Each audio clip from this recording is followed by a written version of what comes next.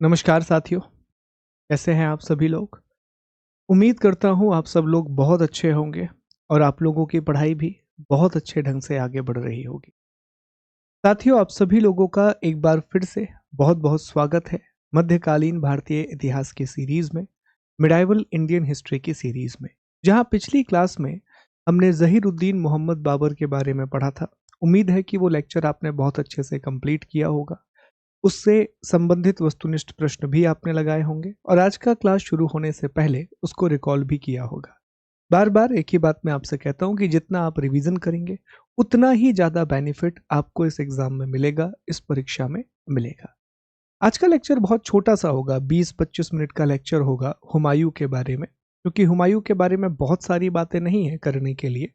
एक बात जरूर है कि कहीं ना कहीं एक मोटिवेशनल फिगर है हिस्ट्री का, क्योंकि जिस तरह से उसने सब कुछ प्राप्त किया, बाबर उसको एक साम्राज्य देकर के गया, अपने पापा की इच्छा को पूरा किया, पूरे साम्राज्य को 4 भागों में बांट दिया, फिर शेर शाह सूरी से सब कुछ हार गया, 15 साल तक यहाँ वहाँ भटकता रहा, कभी राजस्थान, कभी गुजरात, कभी सिंध, कभी ईरान, कभी अफगानिस्तान, फिर 1555 में भारत वापस आया, सरहिंद और मच्छीवाड़ा की लड़ाइयाँ लड़ी और फिर दोबारा से मुगल साम्राज्य को स्थापित किया। तो उसकी एक पूरी की पूरी जर्नी है।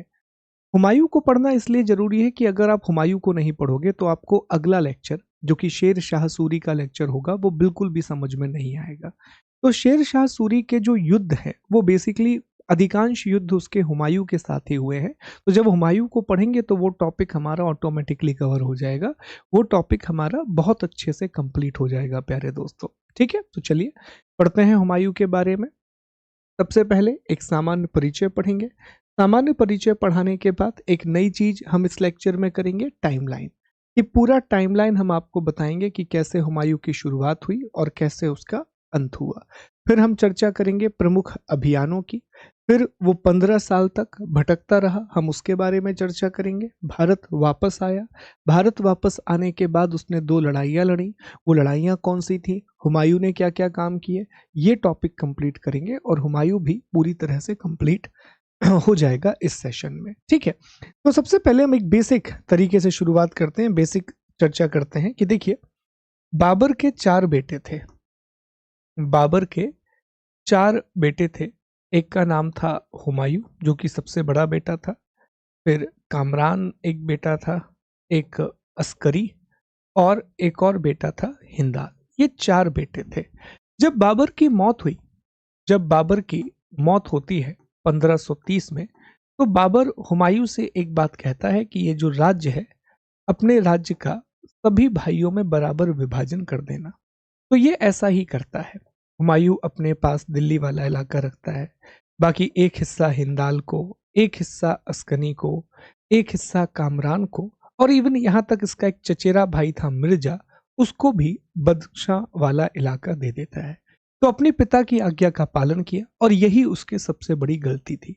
यार आप समझो, कोई चीज हम बना रहे हैं, किसी चीज को हम बिल्ड कर रहे हैं और बिल्ड करने से पहले ही हम उसको अलग अलग भागों में बांट दें, तो इससे बड़ी मूर्खता और क्या हो सकती है। तो यही हुमायूं की सबसे बड़ी गलती थी कि वो राज्य को बना रहा था, वो स्टेट को बना रहा था, उसने बनाने से पहले ही राज्य को अलग अलग भागों में बांट दिया। ऐसी बहुत सी गलतियां की हैं।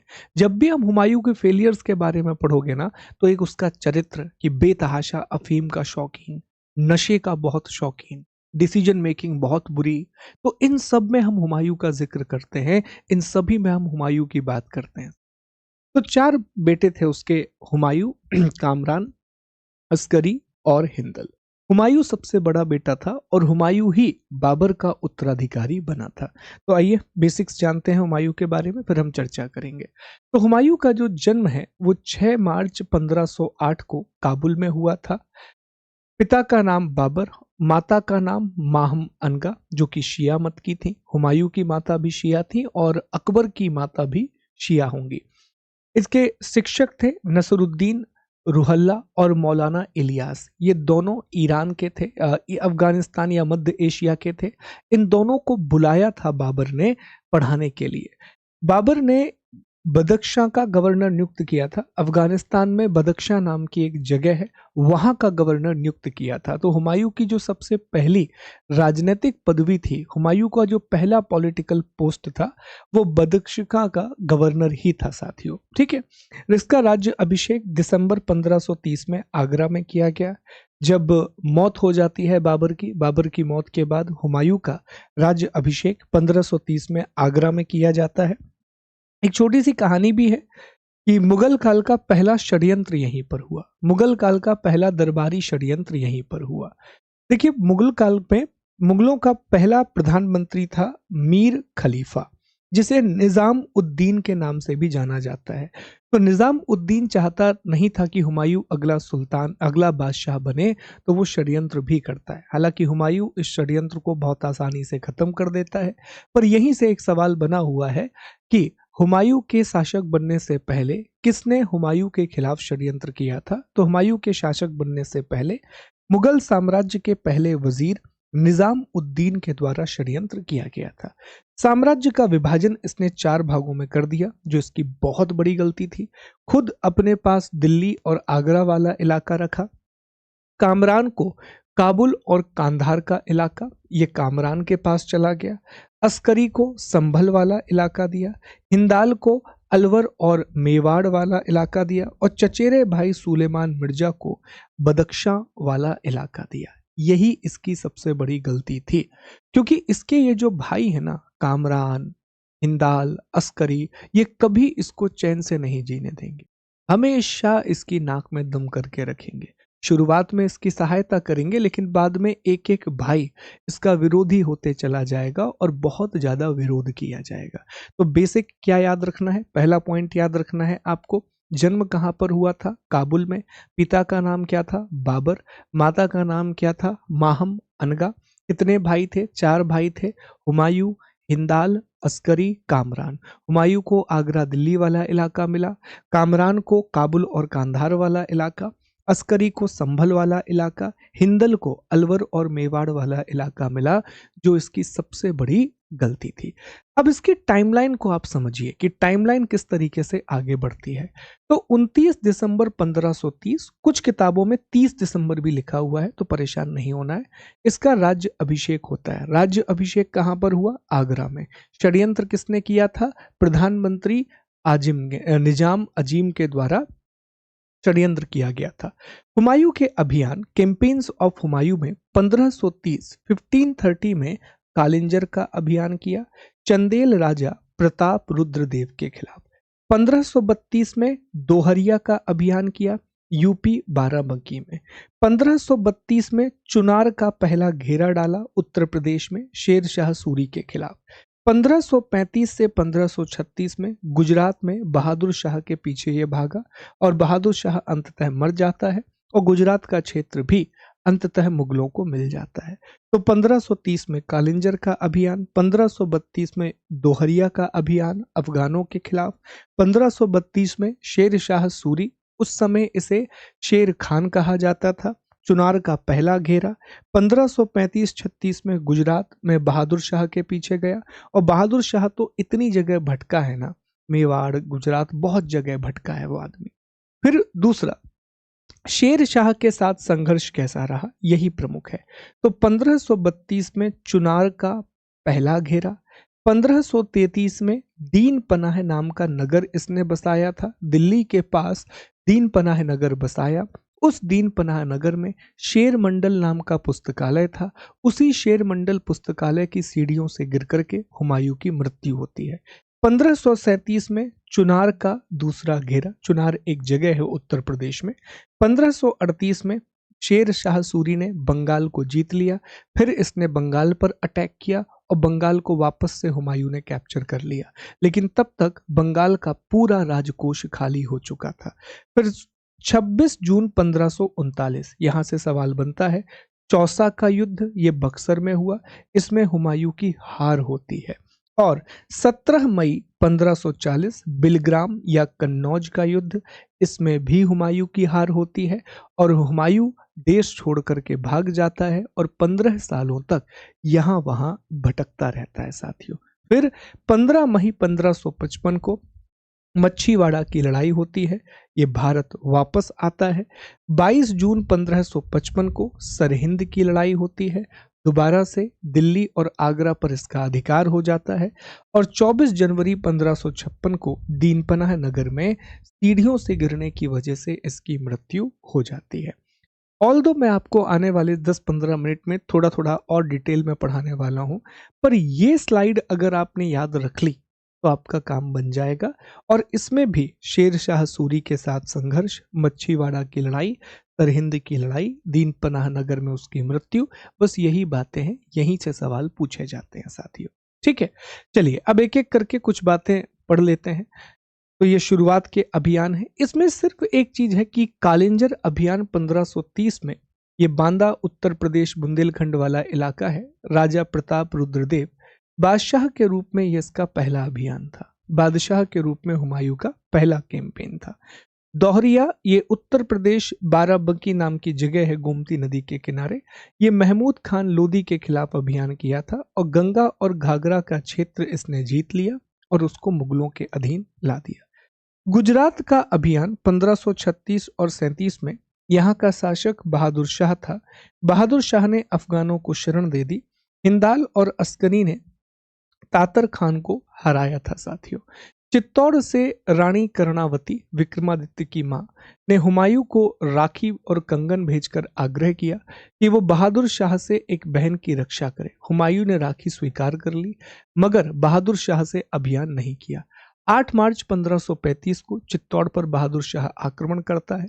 रानी कर्णवती के नेतृत्व में 13,000 साथियों राजपूताओं ने अपनी अस्मिता की रक्षा के लिए जौहर किया। यहां से ये मंदसौर गया, मंदसौर से मांडू, मांडू से चंपानेर, चंपानेर से कैम्बे और कैम्बे से दीव। दीव में पुर्तगाली नीनो डी कुन्हा, जो पुर्तगालियों का गवर्नर था, उसने मार डाला और इस तरह बहादुर शाह का अंत हुआ। अब इस पूरी कहानी बस को समझना, ये थोड़ा सा इंपॉर्टेंट है, बाकी कैंपेन इंपॉर्टेंट नहीं है। कालिंजर से प्रश्न कभी नहीं पूछा गया, दोहरिया से प्रश्न कभी नहीं पूछा गया। प्रश्न आया है गुजरात वाले अभियान से। 5 मिनट ध्यान से इसको समझिएगा। देखो, याद कीजिए हमने एक टॉपिक पढ़ा था आज से 1-2 क्लास पहले, जिसमें हमने प्रांतीय राजाओं की चर्चा की थी, जिसमें हमने प्रोविंशियल स्टेट्स के बारे में पढ़ा था। और जब हम प्रांतीय राजाओं की बात कर रहे थे तो हमने डिस्कस किया था कि देखो, गुजरात में एक शासक हुआ जिसका नाम था बहादुर शाह। ये गुजरात का शासक था, गुजरात का रूलर था। अब बहादुर शाह ने क्या किया कि जब हुमायूं अफगानियों के खिलाफ अटैक कर रहा था, चाहे वो 1532 में दोहरिया का युद्ध हो या चुनार का घेरा हो, वो अफगानियों को खत्म करना चाहता था। आपको कहानी को कनेक्ट करना होगा घाघरा के युद्ध के साथ। बाबर ने घाघरा की लड़ाई लड़ी, जो कि अफगानियों के खिलाफ लड़ी जा रही थी, लेकिन वो लड़ाई पूरी हो नहीं पाई। नुसरत खान के साथ उसने संधि कर ली और वो वापस चला गया। तो अफगान समस्या बनी हुई थी, अफगान प्रॉब्लम बनी हुई थी। हुमायूं इस अफगान समस्या को पूरी तरह से खत्म करना चाहता था, तो उसने महमूद लोदी के खिलाफ दोहरिया का युद्ध लड़ा। लेकिन जैसे ही महमूद लोदी की समस्या खत्म हुई, एक नया व्यक्ति आकर के खड़ा हो गया जिसका नाम था शेर खान, जिसे हम शेर शाह सूरी के नाम से जानते हैं। तो उसके खिलाफ कैंपेन कर रहा था। तो ये जो बहादुर शाह है, ये अफगानियों की मदद कर रहा था, ये अफगानियों की मदद कर रहा था। He was helping the Afghans. ठीक है, तो इस बात से नाराज होकर के इसने गुजरात के खिलाफ अभियान किया, इसने गुजरात के विरुद्ध अभियान किया और बहादुर शाह को गुजरात से अलग किया। अब इसी बीच में ना कुछ कहानियां हैं। जैसे एक कहानी यह है कि बहादुर शाह मेवाड़ पर आक्रमण करता है, और जब इस बात की जानकारी मेवाड़ की रानी को मिलती है, तो मेवाड़ की रानी उस समय कर्णावती थी। ये 1535 की बात है कि मेवाड़ पर 1535 में आक्रमण करता है। यहाँ रानी कर्णावती थी साथियों, रानी कर्णावती। तो रानी कर्णावती ने हुमायूं को एक राखी भेजी और हुमायूं से रिक्वेस्ट की कि आप हमारी सहायता करो और इसके खिलाफ कैंपेन में हमारी सहायता करो। हुमायूं ने राखी रख ली, लेकिन हुमायूं ने सहायता नहीं की रानी कर्णावती की। क्योंकि हुमायूं से पहले बहादुर शाह माफ कीजिए, बहादुर शाह का भी संदेश हुमायूं के पास पहुंचा था।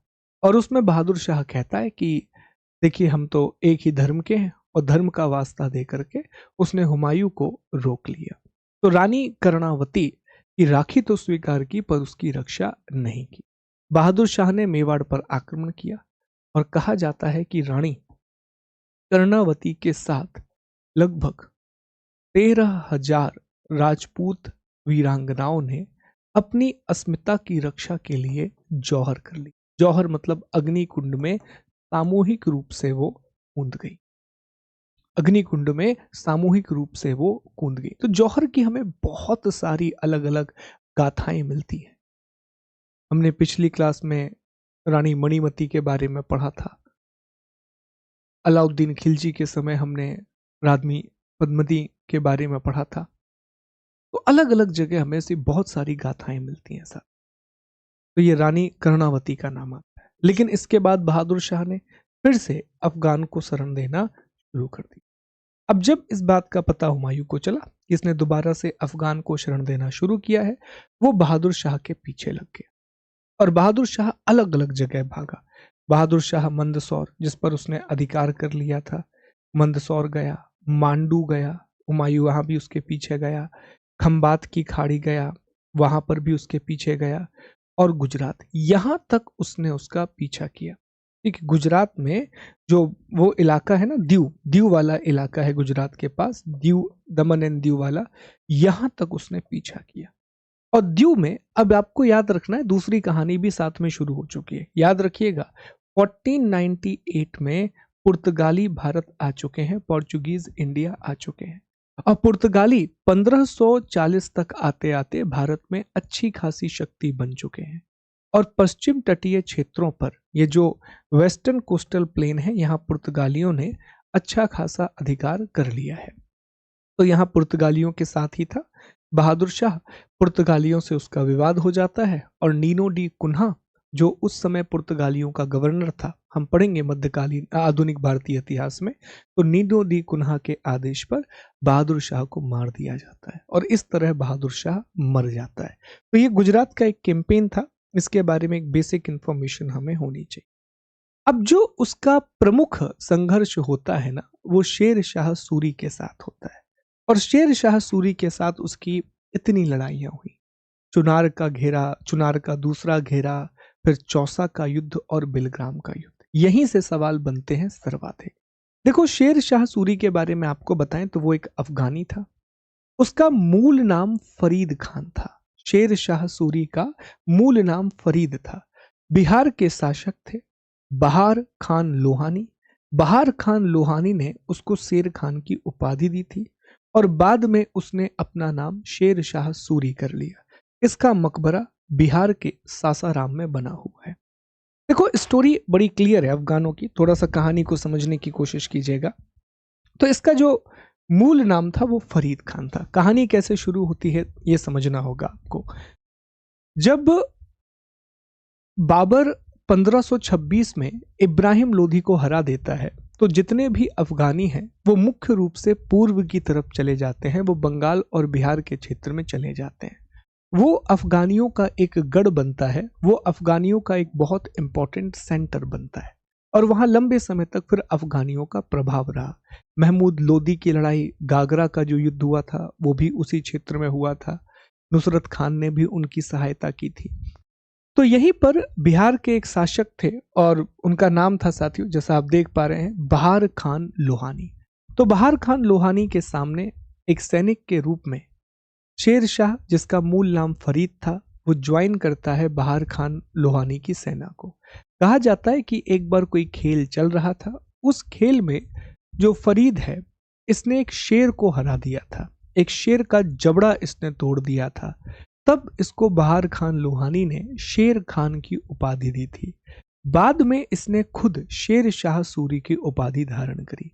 बहुत लंबे समय तक इसने अलग अलग लोगों की सेनाओं में काम किया। इसने बाबर की सेना में काम किया।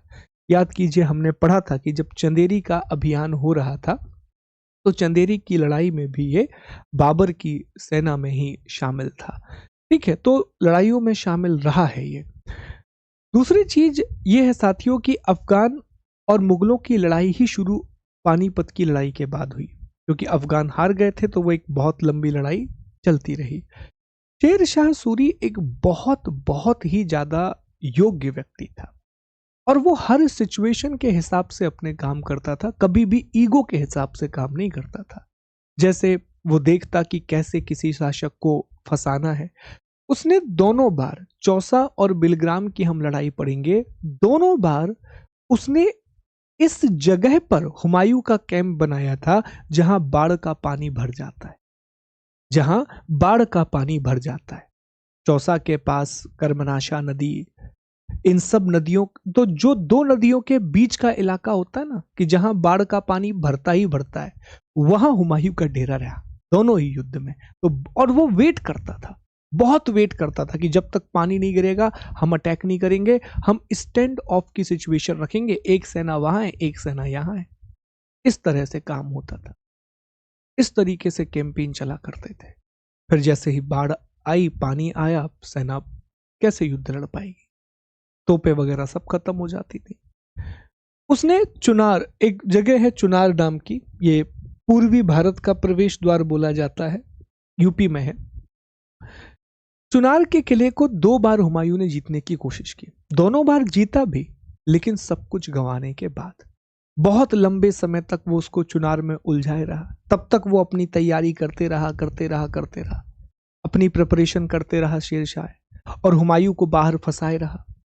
दोनों बार हुमायूं मूर्ख बना। तो उसकी ब्रिलियंस थी, और उतना ही हुमायूं मूर्ख था यहां पर, कि वो चुनार में भी दोनों बार फंसा रहा, दोनों बार, मतलब कठपुतली की तरह नचाया है शेर शाह सूरी ने हुमायूं को पूरे पूरे समय पर। ठीक है, तो इन लड़ाइयों के बारे में थोड़ी थोड़ी जानकारी ले लेते हैं और फिर ये हुमायूं वाला टॉपिक भी कंप्लीट करते हैं। देखिए, चुनार उत्तर प्रदेश में स्थित है साथियों, और इसे पूर्वी भारत का प्रवेश द्वार बोला जाता है। मिर्जापुर में गंगा नदी के किनारे है, मिर्जापुर और बनारस के बीच में गंगा नदी के किनारे है। यहाँ शेर खान और हुमायूं के बीच में समझौता हुआ, जो हुमायूं की भूल मानी जाती है। हुमायूं जीत भी लेता है बहुत लंबे समय के बाद, लेकिन फिर वो शेर शाह को छोड़ देता है। फिर चुनार का दूसरा घेरा 1537 में डाला गया। 6 माह तक हुमायूं को यहाँ उलझाए रहा शेर शाह, और 6 माह के बाद उसने चुनार को जीत लिया। शेर खान गौड़ चला गया, और यहाँ चूड़ामणि ब्राह्मण ने उसकी मदद की, और बंगाल को शेर खान ने जीत लिया। बंगाल पर हुमायूं ने दोबारा से कब्जा किया और गौड़ का नाम बदल करके जनताबाद कर दिया।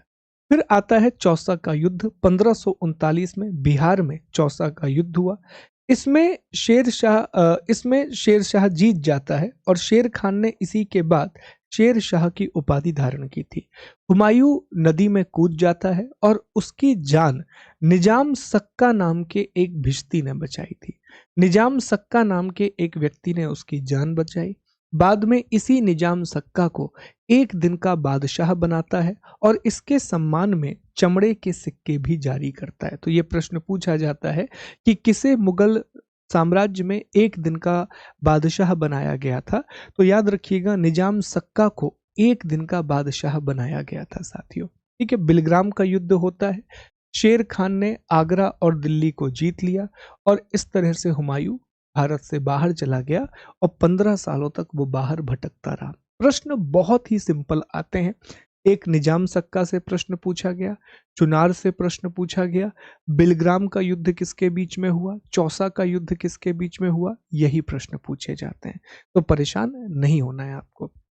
फिर ये वापस आता है, लेकिन जब ये बाहर था तो कुछ घटनाएं होती हैं। जैसे बिलग्राम के युद्ध के बाद आगरा में संत रफीउद्दीन के पास हुमायूं कुछ समय तक रहा। 1541 में हिंदाल के आध्यात्मिक गुरु थे, जिनका नाम था मीर बाबा दोस्त, जिन्हें मीर अली अकबर जामी के नाम से जाना जाता है। उनकी 14 साल की बेटी हमीदा बानो बेगम से शादी होती है, और हमीदा बानो बेगम से ही अकबर का जन्म होता है साथियों। और इस बात से हिंदल बहुत दुखी हो जाता है, और हिंदल और हुमायूं के बीच में फिर बहुत सारे डिफरेंसेस आ जाते हैं। तो हमीदा बानो बेगम जो हैं वो मीर बाबा दोस्त की बेटी थी, जिन्हें मीर अली अकबर जामी के नाम से भी जाना जाता है, और इसी से अकबर का जन्म हुआ था। 1541 से 1555 के बीच में ये सिंध अलग अलग जगह पर जाता है, जैसे सिंध, काबुल, ईरान, इन सब जगह पर यह जाता है, और वहीं पर इसकी मुलाकात बैरम खान से होती है, और बैरम खान बहुत इंपॉर्टेंट रोल प्ले करता है इसको भारत वापस लाने में। फिर 15 मई 1555 को मच्छीवाड़ा का युद्ध होता है। ये लुधियाना पंजाब में है। सिकंदर सूर, अब शेर शाह सूरी मर चुका है, वो बहुत बूढ़ा था जब वो शासक बना था, तो शेर शाह सूरी की मृत्यु हो चुकी है। सिकंदर सूर का सेनापति तातर खान इसमें मारा जाता है। बैरम खान को खान खानम की उपाधि और यार वफादार की उपाधि दी जाती है। फिर 22 जून 1555 को सरहिंद की लड़ाई होती है। इसमें शूर शासक सिकंदर सूरी को हरा दिया जाता है, और दिल्ली पर दोबारा से हुमायूं ने अधिकार कर लिया। दिल्ली और आगरा पर हुमायूं का दोबारा से अधिकार हो जाता। तो ये दो लड़ाइयां हैं आखिर में, मच्छीवाड़ा की लड़ाई और सरहिंद की लड़ाई। दोनों पंजाब में लड़ी गई, दोनों ही सूर शासकों के खिलाफ लड़ी गई। सिकंदर सूरी को हरा दिया जाता है और हुमायूं का दोबारा से दिल्ली पर अधिकार हो जाता है। प्यारे दोस्तों, इसकी मृत्यु कैसे होती है, तो एक इमेज है, इस इमेज के थ्रू आप समझ सकते हैं कि दीन पनाह नगर दिल्ली में ही है। वहां पर एक पुस्तकालय है, शेर मंडल पुस्तकालय। उसकी सीढ़ियों से गिर करके 24 जनवरी 1556 को इसकी मृत्यु होती है। 17 दिन तक इस सूचना को गुप्त रखा गया। इसके हमशक्ल मुल्ला बेगसी को तब तक सुल्तान के रूप में प्रस्तुत किया गया। एनिमल मूवी देखी है आप लोगों ने? अनिल कपूर का हम शकल लेकर के जाते हैं वो लोग। लैनपूल कहता है कि वह जीवन भर ठोकर खाता रहा और ठोकर खा करके ही उसकी मृत्यु हो गई। ये प्रश्न पूछा जाता है कि यह कथन किसके बारे में कहा गया है। गुलबदन बेगम, बाबर की बेटी, हुमायूं की बहन, उसने हुमायूं नामा की रचना की है। ये ज्योतिष में विश्वास रखता था। सप्ताह में 7 दिनों में 7 अलग अलग रंग के कपड़े पहनता था। ऐसे सवाल किए जाते हैं एग्जाम में। उस राजा का नाम बताइए जो 7 दिनों में 7 अलग अलग रंग के कपड़े पहनता था। हुमायूं। इसकी असफलता का प्रमुख कारण था इसका कमजोर चरित्र। ये अफीम का बहुत बड़ा शौकीन था। अबुल फजल ने हुमायूं की तुलना अरस्तु के साथ की है। हुमायूं ने तबद ए अदल या न्याय ढोल की शुरुआत की थी कि किसी को न्याय चाहिए तो वो ढोल बजा करके आ सकता है।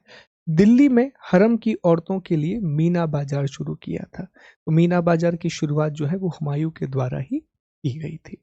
अब एक बार हम यहाँ से ना क्वेश्चंस देख लेते हैं कि सवाल क्या क्या बनते हैं, तो आप एक बार जवाब दीजिएगा सभी चीजों का। तो पहला सवाल यही बनेगा कि हुमायूं का जन्म कहाँ हुआ, तो जवाब देंगे कि हुमायूं का जन्म काबुल में हुआ था। ये बाबर का सबसे बड़ा बेटा था। दूसरा सवाल ये बनता है कि चौसा का युद्ध किसके बीच में हुआ, तो याद रखिएगा चौसा और बिलग्राम की जो लड़ाइयां हैं, ये दोनों लड़ाइयां हुमायूं और शेर शाह सूरी के बीच में हुई थी। दोनों ही लड़ाइयों में शेर शाह सूरी की जीत होती है, लेकिन चौसा के युद्ध के बाद निजाम सिक्का नाम का एक नाविक जान बचा लेता है हुमायूं की। हुमायूं उसको एक दिन का बादशाह बनाता है और उसके सम्मान में चमड़े के सिक्के जारी करता है। हुमायूं की वापसी कैसे हुई, तो 1555 में पहले मच्छीवाड़ा की लड़ाई और मच्छीवाड़ा के बाद सरहिंद की लड़ाई, ये दोनों लड़ाइयां सिकंदर सूर के खिलाफ वो जीतता है, और जीतने के बाद वो दोबारा से दिल्ली पर अधिकार प्राप्त कर लेता है। याद रखना, मच्छीवाड़ा और सरहिंद की लड़ाई में हुमायूं की मदद बैराम खान ने की थी, और इसी बैराम खान को खाने खाना और यार वफादार की उपाधि हुमायूं के द्वारा प्रदान की गई थी। हुमायूं की शादी हमीदा बानो बेगम के साथ होती है, जो शिया मत से संबंधित थी। उनसे उन्हें अकबर नाम का बेटा होता है। बहन का नाम गुलबदन बेगम था। गुलबदन बेगम ने किताब लिखी और किताब का नाम था हुमायूं नामा। मृत्यु दीन पनाह नगर में स्थित शेर मंडल पुस्तकालय की सीढ़ियों से गिरने की वजह से मृत्यु हो जाती है, और लैनपूल कहता है कि वो जीवन भर ठोकर खाता रहा और ठोकर खाकर ही उसकी मृत्यु हो गई। याद रखिएगा, ज्योतिष को मानता था और 7 दिनों में 7 अलग अलग रंग के कपड़े ये पहना करता था। यहीं से सवाल आते हैं, इससे ज्यादा सवाल नहीं बनते हैं साथियों। हाँ, ये जरूर पूछ सकते हैं कि शेर शाह सूरी का मूल नाम क्या था, तो फरीद था। शेर खान की उपाधि बिहार के शासक लोहानी ने उसको दी थी, और चौसा का युद्ध जीतने के बाद उसने शेर शाह सूरी की उपाधि धारण कर ली थी। तो ये छोटे छोटे प्रश्न हैं। सासाराम में उसका मकबरा है, बिहार के सासाराम में, ये प्रश्न भी पूछा जाता है। ठीक है जी, चलिए तो अब हम अगली क्लास में पढ़ेंगे शेर शाह सूरी के बारे में, जो हमारा अगला लेक्चर होगा। Thank you so much, take care. Quiz लगाइएगा और रिवीजन बार बार कीजिएगा। जय हिंद, जय भारत।